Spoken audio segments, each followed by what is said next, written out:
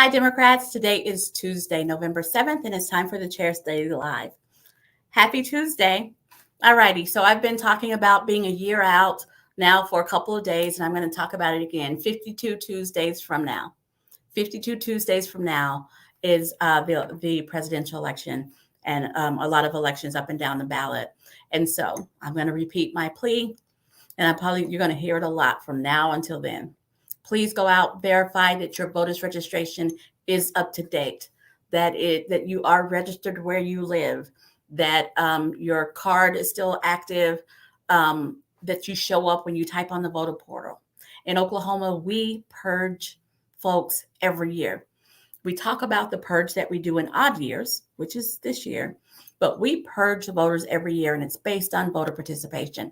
So if you missed an election or they can't keep up with your address, you might be purged. So go out now and verify that your voter's registration is up to date. And a way to make sure that you don't make it into the purge pool for next year is there are a lot of elections between now and next November. There are municipal elections, there are bond issues, there are school board races between now and next November. So vote in one of those. Vote in all of those.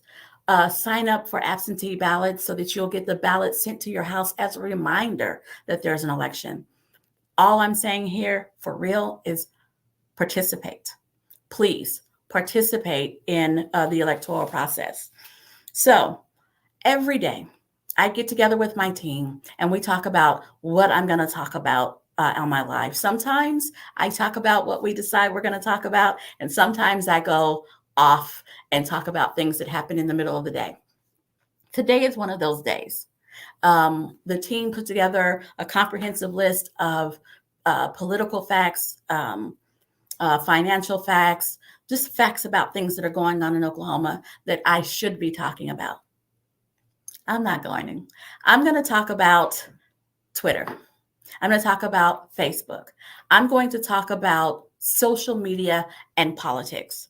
Now, I'm not going to do a deep dive, and I don't have any scientific numbers. I'm just going to talk about my scroll, my feed on these social media platforms. We are a year out, and this is when the pseudo involved people start to get involved.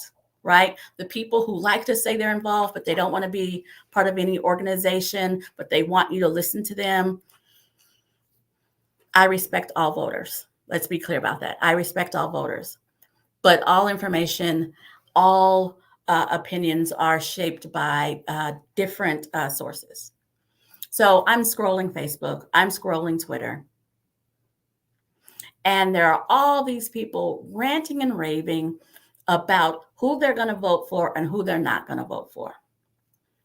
So I'm scrolling, and it's people that I don't know. A lot of them are people that I don't know. A lot of them are people that I don't know who live in Oklahoma who purport to be involved, which strikes me a little, I think I would have seen your name on something, but that's okay. That's okay. But the thing that made me decide today that I was going to go off script and talk was all of the talk about how they just cannot, will not vote for Joe Biden. We have a two-party system. Your vote is your voice. No one can tell you how to vote. I don't purport to tell people how to vote. However, what drives me bananas is when people use a platform and act as if they are an expert with limited information. I live in Oklahoma, which is largely a rural state. And I go to many a meeting, many a county meeting, many a forum, many a thought leader group where someone inevitably says that people in rural Oklahoma or poor people or this group of people or something are voting against their own best interest. I have rejected that statement almost since the first time I ever heard it. Now, do people vote against their own best interest? Yeah. But if we just write it off and say that people vote against their own self-interest and we're just going to write them off, we're doing folks a disservice. We are not doing the best that we can for what we believe. I believe that people vote based on the information that reaches them.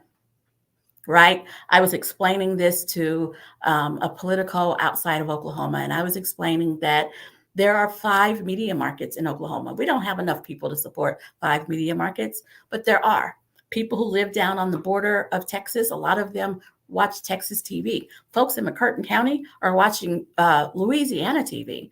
There's folks who are watching Arkansas, Kansas, New Mexico, who are all Oklahoma citizens, all living in Oklahoma, and they're getting their news from all these different sources. And so when we say that people vote against their own best interest, I don't think that you can insult people and expect them to vote with you. Because what you're saying is people aren't smart enough to vote to help themselves. What I believe is that people are voting based on the information that they're getting. And if I encounter someone who tells me that Trump says it just like it is, I think, oh my gosh, they have not talked to enough people outside of their bubble. We've got to penetrate that bubble. Now, I'm not going to try to convince folks. However, I think it's important when people start saying things that are not true. I think it's important that we provide them with facts. So I can't vote for Joe Biden because he lied about student loan relief. He said he was going to forgive student loans, and he didn't forgive all student loans. He never said he was going to forgive every student loan. And do I believe that maybe there are some more student loans out there that can be addressed that would make a great difference in people's lives? Absolutely. But as of September of 2023, he's relieved $127 billion in student loans, which is about 3.6 million borrowers. That's not a small number. That's not something, that you can sneeze at. And last week he announced that he figured out another way to forgive another $9 billion. So he keeps going at it. That $127 billion didn't happen in one swoop. He made one pass, and then he was like, well, maybe we can do some more, and maybe we can do some more. But what people need to understand is he's not king. He needs the cooperation of Congress to make this happen.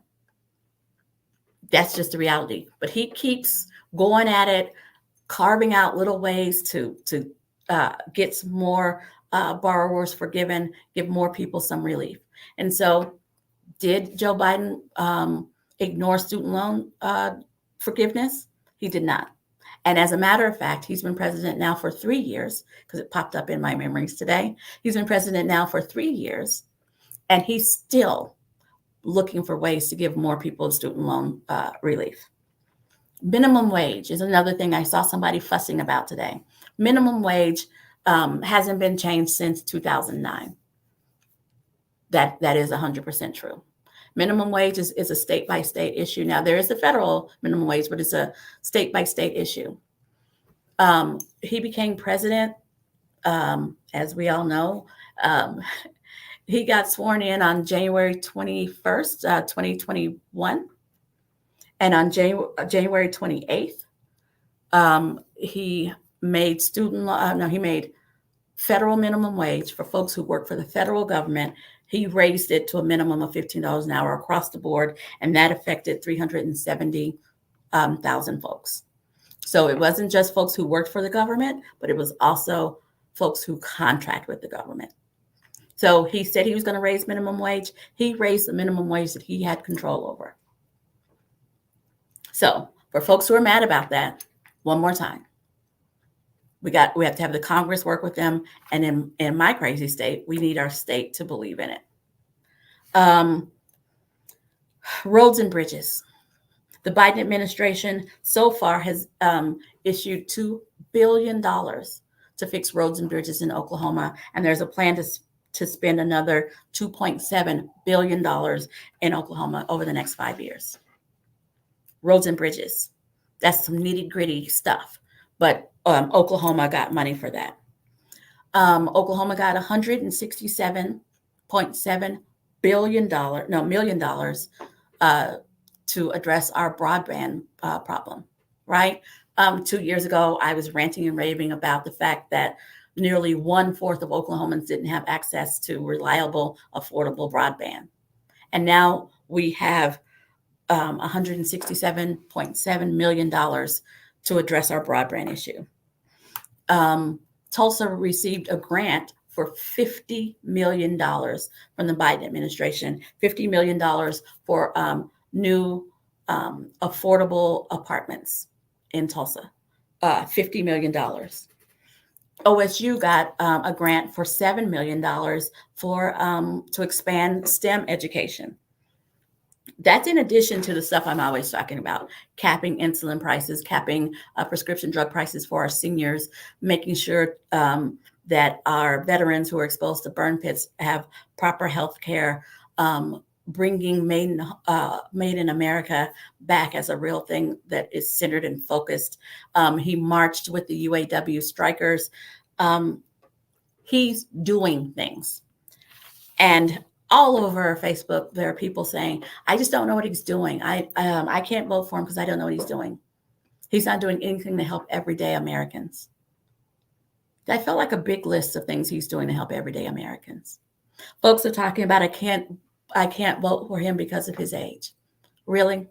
Did y'all hear this big old list that this man who, the other side is trying to tell you can't do stuff? This big old list of things that he's getting accomplished? I am frustrated. Vote for who you want to vote for. But just say, I'm not informed as I think I am, and I just want to vote for someone else. Don't make up stuff, because there are facts. You can look it up. It's easy Google search. How much money has Biden awarded Oklahoma for roads and bridges? Type that in, Biden, roads, bridges, Oklahoma, and you'll get a number. How much money has has Oklahoma gotten for housing in Oklahoma from the Biden administration? Real easy search. He's doing the work. And some of that work is trickling down to Oklahoma. Now, you would know that because the Republicans in charge won't tell you where it's coming from. They won't tell you where it's coming from. They will brag about the money that they had nothing to do with, that our Congress people voted against. But they will show up at the ribbon cutting. They will be there with their hard hats on and brag about money. They'll just leave out the part that they got it from the Biden-Harris administration. So when people ask me, how can you be a Democrat in Oklahoma? I think I'm on the side of right. I'm on the side that believes we all do well when we all do well. And I'm on the side of Joe Biden, who is doing all these great things that I just read to you, in addition, because we don't have all day, who's doing all these great things that you can point to someone and it's affected them directly. I know folks who've had their student loans forgiven. I know folks who got a raise because they were making some stupid $12 an hour. I know folks who are going to benefit from housing, from the housing grant in Tulsa, Oklahoma. I know diabetics who now have some relief because their insulin, they're not going to have to pick from insulin or food. And I bet you do too. So when people start complaining, remind them that the person who gets the most votes wins. And if we withhold our votes from someone who's capable and who's doing the job, we're going to allow a twice impeached, 4-time indicted, charged with 91 crimes, found guilty of sexual assault and fraud, losing presidential candidate. We're going to let him get in because he'll get more votes. Who gets the most votes wins. And withholding our votes, you think it's some kind of protest, but it's a surrender. It truly is a surrender. Now, if you're not happy with the things that you think that Biden said he was going to do and he hasn't done, I need you to vote your entire ballot. He needs the cooperation from Congress and the Senate. And a lot of these things that affect us directly happen in the state house and state senate and at your city council and at your school board and at your county commissioner. You have to vote your entire ballot to affect your life positively. You have to vote your entire ballot. So raging about Biden and his age, isn't going to fix the roads in front of your house. Voting for your city councilor and your county commissioner will. Ranting about whatever you saw on Twitter and you want to jump on that bandwagon because that person has a lot of likes and shares and reposts isn't going to improve your life. What will improve your life is participation. What will improve your life is voting your entire ballot. The folks at the bottom of the ballot live closest to you and have more direct impact. You have to vote your entire ballot. But before you vote your entire ballot, you have to be registered to vote, know when the election is, and do the research. So you have to be completely engaged in the process.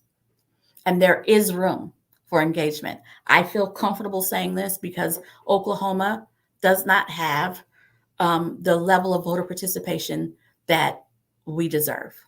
We all need to get involved. If you live in Lawton, there was just a candidate on the screen, Shakira Smith for House District 63. She's already knocking doors. She already needs help. She already needs somebody to help her knock the doors, drive her around while she knocks the doors, donate so she can afford all the walk cars that she needs. More urgently, a week from today, there's a city council election in Lawton. A week from today. Have you done your research? Are you registered to vote? And then next month, on December 12th, there's a special election in Lawton. Are you engaged in that election? Have you made phone calls? We have a statewide phone bank. Do you have a plan to go down there and help knock doors for Larry Bush? There is always an election happening. We don't have to wait until November 2024. There is always an election happening. So today was me on my soapbox. Today was me on my soapbox asking everybody to be engaged. Don't just get on Twitter, get on Facebook, and try to sound intellectual. Do the work. Do the research. Inform everybody that you know. And instead of ranting about who you're not going to vote for, make a plan for who you are going to vote for. All righty. Thanks for joining me. I'll be back here tomorrow with a special treat. I'll be joined by the Oklahoma Democratic Party Vice Chair, Corey Williams, former Representative Corey Williams. You don't want to miss that. That's tomorrow at 4:15. You guys have a great evening.